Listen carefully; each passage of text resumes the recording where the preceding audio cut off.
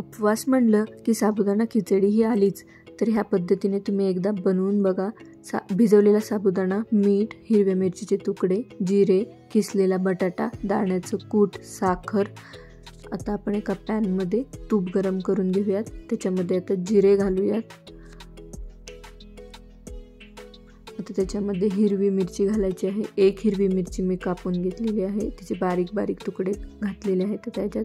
आता एक वाटी किसलेला बटाटा घालायचा आहे।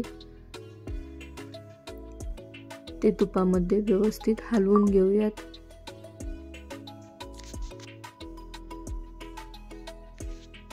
आता 2 मिनिट झाकून ठेवूयात। बटाटा पटकन शिजतो।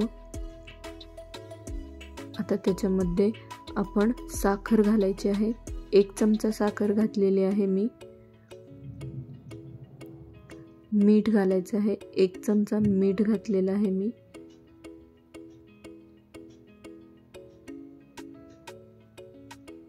आता त्याच्यामध्ये 3 वाटी साबुदाणा मी भिजवून घेतलेला आहे, तो घातलेला आहे। आता ते सर्व छान हलवून घेऊयात, एकत्र करून घेऊयात।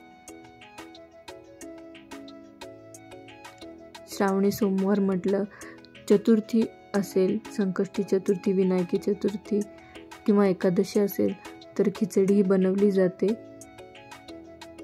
तर झाकून ठेवूयात।